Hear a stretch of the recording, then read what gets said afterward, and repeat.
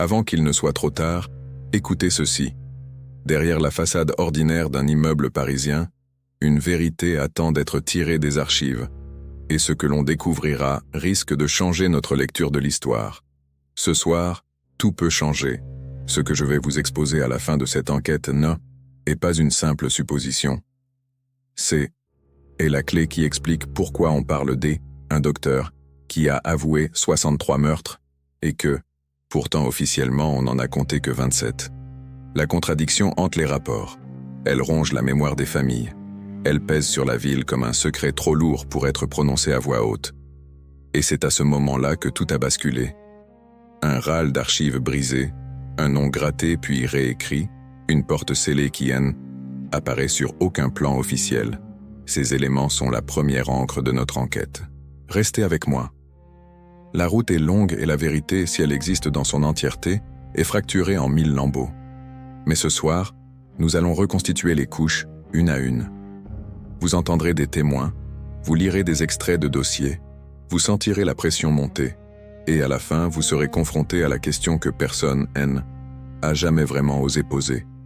Une question qui laisse, encore aujourd'hui, une tache sombre sur l'histoire collective.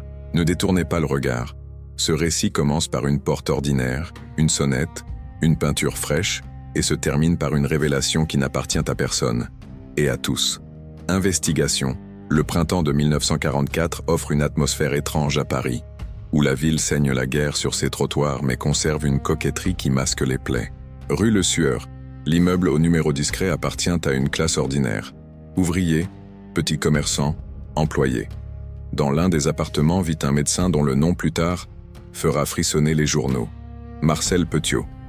Il est d'abord décrit comme un homme affable, aimable, éduqué. Un médecin qui partage des livres, qui écoute, qui semble dévoué. Beaucoup se souviennent, après coup, de sa façon de parler, de sa diction précise, de ses allusions littéraires. Pour certains, il a été un secours. Pour d'autres, le visage d'un terrible mensonge. Il faut rappeler le contexte. La France est divisée, les flux de population se déplacent, des personnes cherchent un refuge, des familles disparaissent dans le tumulte. Dans ce chaos, un médecin capable de promettre une sortie, un passage, une protection, a pu apparaître comme une bénédiction. Et pourtant, enquête qui ouvre sur la maison de la rue Le Sueur, révèle bientôt un fossé entre la façade et abîme. Les premiers faits sur lesquels nous pouvons nous appuyer sont concrets. Des voisins signalent des odeurs suspectes, des bruits de nuit, des valises qui disparaissent. Un employé du bureau de poste se souvient d'avoir livré, à plusieurs reprises, des colis adressés à ce médecin, sans avoir eu la curiosité d'ouvrir la boîte. Un témoin raconte qu'un jour, il a vu un homme installé dans la cour avec une valise pleine d'effets personnels et que cet homme n'était jamais ressorti. Les policiers, lorsqu'ils commencent à enquêter, trouvent dans la cave des outils, des résidus qui indiqueraient une activité industrielle. Mais, fondamentalement, il manque des pièces du puzzle. Pourquoi ces personnes se sont-elles retrouvées ici? Étaient-elles des patients? Des clients d'un service clandestin? Victimes d'une escroquerie? Ou bien autre chose? Les premiers rapports notent la présence d'objets personnels mêlés à des substances chimiques. Le récit des enquêteurs de l'époque, retranscrit dans des minutes griffonnées, parle d'odeurs inhabituelles, d'équipements improvisés et d'un comportement méthodique. Les fouilles indiquent que l'espace a été réaménagé, avec des cloisons construites puis détruites, des sols refaits. Ces indices matériels souvent négligés par la mémoire collective dessinent pourtant une architecture de impensable. Un lieu dans lequel des opérations ont été menées selon des gestes répétitifs industriels, presque plus proches d'une chaîne que d'une impulsion isolée. Un appareil, un dispositif, a fonctionné dans l'ombre d'un médecin. Les témoignages oraux sont contradictoires, mais ils ont une valeur. Certaines personnes décrivent Petiot comme porteur d'un discours messianique, quelqu'un qui se prétendait capable de juger qui méritait d'être sauvé ou non. D'autres, mieux informés, décrivent des transactions, des sommes d'argent versées, des biens légués à la maison en échange de promesses de passage. Le carnet retrouvé dans l'appartement comporte des listes de noms, parfois barrés, parfois annotés de la mention « départ » ou « terminé ». Le mot « départ » revient souvent, mais il ne correspond à aucune trace administrative. Pas de billet, pas de passeport, pas de signature convoyée. Il y a donc un acte de disparition, mais les traces de ce départ sont absentes des registres officiels. LE Enquête se heurte au premier mur. La disparition NE n'est pas systématiquement enregistrée comme départ volontaire ni comme crime. La confrontation des récits révèle une mosaïque troublante. D'anciens voisins avouent, des décennies plus tard, leur malaise d'alors. Nous pensions qu'il aidait les gens, disant certains. Nous avons fermé les yeux, confesse un autre. La culpabilité collective se mêle à la peur. Les policiers eux-mêmes, pris dans la complexité du moment historique, l'occupation, les services de renseignement, les réseaux de la résistance, oscillent entre prudence et intensité. L'enquête initiale met en lumière des incohérences administratives, des dossiers absents dans les préfectures des pages qui semblent avoir été retirés des archives des notes à la main, qui dénoncent la présence d'un réseau, sans préciser de qui il agissait. À ce stade, le cas ressemble à un nœud gordien, où se mêlent compassion mal placée, opportunisme et violence. Un micro-cliffhanger surgit lorsque les fouilles révèlent une pièce murée que personne n'a mentionné auparavant, un espace scellé contenant des objets dont plusieurs identifiables aux familles qui avaient signalé une disparition. Mais, et c'est crucial, certaines des familles absentes n'ont jamais pu être rattachées aux restes retrouvés. Des ossements indéterminés, des fragments, des traces qui ne coïncident pas avec les 27 corps identifiés plus tard.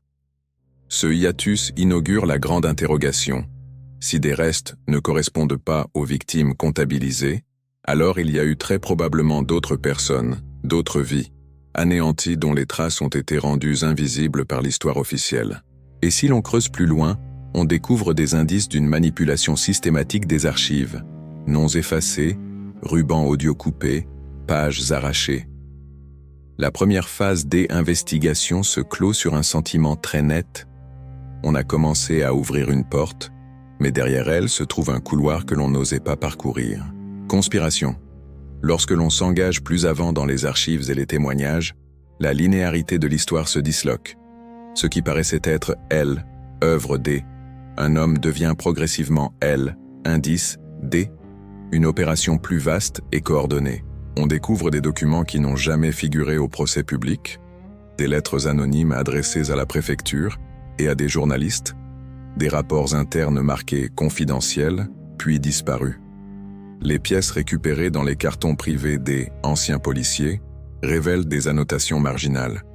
Ne pas publier, intervenir au niveau ministériel, protéger les circuits. Ces mentions, énigmatiques, dessinent la silhouette d'EB, une décision intentionnelle visant à garder une partie de la vérité hors du regard public. En d'autres termes, il y a eu, après la découverte initiale, des interventions qui ont occulté des éléments. Les récits des soldats, des membres de la résistance et des agents des services secrets, recoupés avec des lettres d'époque, montrent que la période était saturée d'intérêts contradictoires. Des réseaux clandestins qui aidaient à la fuite des personnes persécutées pouvaient parfois, par opportunisme, être détournés pour monnayer des territoires, des biens ou obtenir des informations. Un médecin comme Petiot, inséré dans ces circuits, pouvait très bien agir à la croisée du sauvetage et de l'exploitation. Des notes privées mentionnent des transferts d'argent importants, des comptes non justifiés, des destinataires anonymes. Un criminologue qui a étudié le dossier relève l'existence de un modèle économique sous-jacent. La détresse monétisée, la promesse d'un départ contre des biens, puis la disparition. Mais l'hypothèse la plus troublante, confirmée par des témoignages tardifs, reste celle d'une collusion, celle de personnes influentes qui auraient trouvé avantageux de laisser certains flux se poursuivre, tout en gardant les accès contrôlés. L'importance de cette hypothèse prend corps quand surgissent des rubans audio tronqués. Plusieurs auditions clés, censées contenir des confessions ou des mentions de complicité, présentent des coupures parfaitement nettes. Les techniciens de l'Ewan Époque N avaient pas de raison technique de couper à ces moments précis. Ces silences semblent intentionnels. Un archiviste raconte qu'on lui a dit lors du décryptage des bandes « Attention à ce passage, il ne doit pas sortir ». Ce type de phrase pèse lourd lorsqu'on cherche à reconstituer une chaîne d'événements. Elles évoquent l'existence des Impact implicite. Pour sortir un contexte de guerre et reconstruire la nation, certains ont jugé que révéler la totalité des faits reviendrait à déstabiliser davantage un pays déjà meurtri. La conspiration prend aussi une forme administrative. Des tampons apposés hors date, des signatures rédigées puis effacées, des correspondances internes qui mentionnent la nécessité de protéger la sécurité de l'État. Ces éléments ne constituent pas des preuves d'un complot dans l'acception populaire du terme, mais ils montrent clairement une volonté d'encadrer la diffusion de l'information, de sélectionner la part de vérité qui serait divulguée. Les raisons restent à déterminer. Protéger des anciens résistants, préserver des circuits d'évasion utiles au service, éviter des scandales impliquant des hauts fonctionnaires, ou tout cela à la fois. Un micro-cliffhanger éclate lorsque l'on découvre, parmi des papiers privés, une lettre signée d'un nom aujourd'hui célèbre, un nom qui, après la guerre, occupera des fonctions importantes. La lettre évoque, sans le dire explicitement, des actions nécessaires et la confiance qu'on accorde à certaines personnes susceptibles de gérer la situation. Le contenu a été barré ensuite. La mention manuscrite sur la marge conseille la destruction. Ce document, s'il s'avérait authentique, implique que la responsabilité ne pourrait pas être réduite à l'individu. Il mettrait en lumière des complicités institutionnelles. Mais la lettre a disparu. Elle est devenue une rumeur, une intuition, un vertige. Qui a arraché la page? Qui a ordonné la disparition? Et pourquoi, encore aujourd'hui, la famille d'un homme peut-elle dormir sans que la vérité vienne la consoler? Dans la zone d'ombre, on rencontre des figures ambivalentes, des résistants reconnus qui, après la guerre, ont servi l'État, des agents qui avaient intérêt à protéger des réseaux d'évacuation pour des objectifs géopolitiques ultérieurs, des notaires et des banquiers qui ont aidé à la circulation des biens. L'imbrication de ces acteurs a pu rendre difficile la traçabilité des victimes.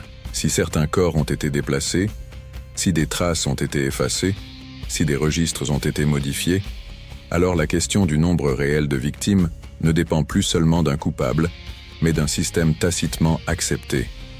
Ici, la conspiration prend la forme d'un silence organisé, d'un consentement collectif à ne pas fouiller trop profondément. L'issue de ce bloc est lourde.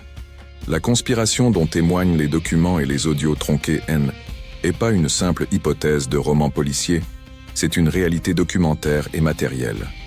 Elle transforme la nature de la victime, de personnes isolées et anonymes, elle devient un élément d'un flux contrôlé, d'un circuit où l'oubli a été parfois volontairement entretenu. Cela ne disculpe pas l'individu qui a commis des crimes, mais cela réoriente la question fondamentale. La responsabilité est partagée entre l'auteur et ceux qui par leurs décisions ont permis que l'horreur devienne partiellement invisible. Un nom illisible, recouvert de cire ou d'encre sur une lettre qui pourrait tout changer. Reviravolta. La reviravolta surgit lorsque l'on réévalue la confession de Petiot sous un autre angle. Jusqu'alors, aveu de 63 meurtres, a été reçu comme acte monstrueux un individu qui se glorifie de son crime. Mais si l'on replace cet aveu dans son contexte stratégique, son sens se modifie. Pourquoi déclarer un chiffre aussi précis si l'on ne cherche pas aussi à contrôler la narration? Avouer massivement peut être une tactique. Se présenter comme le alpha et le oméga du mal permet d'absorber la colère publique et d'empêcher une enquête plus large sur éventuels complices. L'aveu, vu ainsi, ressemble à une mise en scène destinée à fixer une version simple et spectaculaire de l'événement, facile à transmettre à l'opinion publique, tout en rendant plus complexe la vérification systématique des faits. Des journalistes indépendants, des historiens et des enquêteurs ont retracé la chronologie des aveux et ont constaté des anomalies. Certains éléments de la confession correspondent à des personnes qui appartiennent pas au registre de disparus. D'autres morceaux semblent recopiés, réajustés, transformés. Ce travail critique permet d'envisager que l'aveu puisse être en partie instrumentalisé. Si Petiot a joué ce rôle, qui a bénéficié de la simplification de l'histoire? Des institutions? Des individus puissants? Des réseaux d'après-guerre? La relecture devient une hypothèse de travail. L'homme est coupable, mais peut-être surtout du crime visible. Et la vérité cachée demeure à un niveau supérieur. Une autre découverte bouleverse la donne. Des plans d'architectes inédits montrent l'existence, avant la guerre, des gangs et un espace non officiellement documenté qui reliait le sous-sol de la maison à un passage extérieur discret. Ces plans, longtemps ignorés, présentent un corridor secondaire, une trappe dissimulée derrière un mur, qui permettait une évacuation rapide vers une coursive adjacente. Si ces plans sont exacts, alors l'existence D, un second accès explique partiellement comment certains corps ou objets ont pu être déplacés sans laisser de traces administratives. Plus encore, l'existence de ce passage pose une question majeure. Qui connaissait son existence? Qui pouvait l'utiliser aisément? Un simple médecin n'aurait pas eu, seul, la capacité logistique d'opérer ces volumes sans complice. Le conflit intérieur de l'enquêteur apparaît nettement. D'un côté, l'exigence morale de dire la vérité pousse à ouvrir tous les coffres. De l'autre, la peur d'ébranler des piliers de la nation naissante freine l'action. Certains acteurs de l'enquête, dans leur mémoire, témoignent d'une tension. Si nous dévoilions tout, nous mettrions en cause des hommes qui ont rebâti la France, écrit un officier. Cette phrase est lourde. Elle révèle la crainte de une vérité dont la conséquence serait la désintégration des un récit national fondateur. Pourtant, la vérité personnelle des victimes ne peut être sacrifiée au nom d'un récit collectif apaisé. Ce dilemme moral est au cœur de la Reviravolta. Il change la priorité de l'enquête, qui n'est plus seulement la recherche du coupable, mais l'identification des complicités et des choix politiques qui ont permis l'effacement. Parmi des documents retrouvés dans une succession privée, le narrateur découvre une enveloppe scellée contenant une photographie d'une pièce secrète, une photo dont la légende manuscrite évoque « arrivée avant la perquisition ». La photo montre un angle de la cave qui n'apparaît sur aucun plan officiel et au fond, à peine visible, des objets qui ne correspondent à aucune des victimes identifiées. Cette image promet une vérité qu'on pressent dérangeante, mais la suite exige des vérifications que l'on n'a pas encore pu obtenir. Le narrateur, contraint par l'éthique et par la prudence juridique, doit taire une partie de sa découverte. Il annonce qu'il en informera plus tard, mais pour l'instant, la révélation restera partielle. L'effet est frustrant mais direct. La Reviravolta n'éclate pas comme un éclair, elle s'installe, laissant une attente brûlante. Révélation finale. La révélation finale S appuie sur une mise en regard de tous les indices accumulés, les restes non identifiés découverts dans la cave, les plans d'architectes montrant un passage secondaire, les bandes audio tronquées, les lettres barrées et les tampons administratifs discordants. Quand on assemble ces éléments, une image apparaîtra. La maison du docteur Petiot a été utilisée comme nœud d'un système. Ce système combinait l'aide réelle à des persécutés, des transactions financières et, dans au moins certains cas, élimination organisée de personnes sans qu'on conserve trace administrative des NL. La vérité exposée par le corpus documentaire consulté récemment est amère. Il y a eu une instrumentalisation de la détresse. Des personnes cherchaient à fuir, confièrent des biens, demandaient une aide qui parfois ne venait jamais. Le mécanisme de disparition a été camouflé par la rotation des meubles, par la réfection des sols, par le scellement de pièces entières et par l'omerta institutionnelle. Le rapport 17B, longtemps classé, explicitera que l'espace de la cave ne correspondait pas à une action isolée.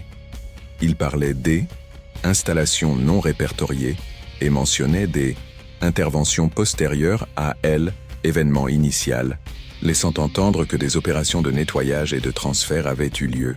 Les annotations manuscrites qui suivent ce rapport parlent de protéger l'ordre public et préserver des réseaux après-guerre. Ces formulations permettent d'élaborer une conclusion paradoxale. La justice de époque a choisi le compromis. On a condamné un homme. Petiot a été jugé, condamné, exécuté pour ses crimes. Mais condamner cet individu n'a pas permis d'ouvrir toutes les portes. Certains dossiers demeurent scellés, certaines pages ont été retirées, certains noms ont été effacés. La révélation alors n'est pas seulement que Petiot a tué, c'est que Petiot a agi dans un environnement où la discrétion était une monnaie et où des acteurs, pour diverses raisons, ont préféré le maintien d'un silence collectif à la recherche exhaustive de la vérité. Les implications sont lourdes. Pour les familles des disparus, la révélation est une blessure rouverte. Elle signifie qu'il existe possiblement davantage de victimes qu'on ne l'a admis, et que le chiffrage officiel n'est qu'une partie d'une histoire plus vaste. Pour l'histoire, cela exige une réévaluation des mécanismes de transition d'après-guerre. Comment des dispositifs clandestins, utiles pendant le conflit, ont-ils pu se transformer en instruments d'invisibilisation? Pour la société civile, cela pose une question éthique. Jusqu'où accepte-t-on, effacement au nom un apaisement collectif? La révélation finale ne propose pas une liste complète de coupables. Elle dessine une responsabilité partagée, fragmentée, où l'individu et l'institution sont mêlés. Le micro-cliffhanger final laisse une dernière image. Dans une malle récemment ouverte, des lettres d'avant 1946 révèlent des noms, des adresses et des mentions cryptées. Le propriétaire des lettres, encore en vie, refuse de les remettre aux autorités. Il affirme que la paix a un prix et que on ne peut pas déterrer tout le monde. Qui protège-t-il? Pourquoi choisir le secret? La question posée par cette résistance privée à la vérité est la plus lourde de toutes. Si certains préfèrent garder la mémoire enfouie, qu'avons-nous le droit d'exiger? La réponse n'est pas administrative, elle est politique et morale. La maison du docteur Satan existe encore dans le paysage urbain, repeinte, habitée, lavée de son passé visible. Mais la mémoire a des fissures qu'on ne recouvre jamais totalement.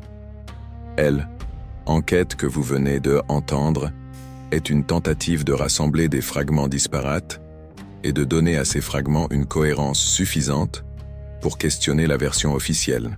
Nous n'avons pas toutes les réponses, mais nous avons assez d'éléments pour demander des comptes. Ma question pour vous, pour clore ce récit et ouvrir le débat, est simple et directe. Croyez-vous que la justice rendue à époque a suffi à laver les taches de histoire, ou pensez-vous que la vérité a été partiellement occultée pour préserver d'autres intérêts, politiques, économiques ou humains? Quel prix acceptez-vous que la société paie pour une paix apparemment retrouvée? Et quelles vérités exigez-vous d'apprendre, même si elles sont coûteuses? Abonnez-vous, laissez un like, et dites-moi dans les commentaires ce que vous pensez qu'il s'est vraiment passé. Je lis absolument tout.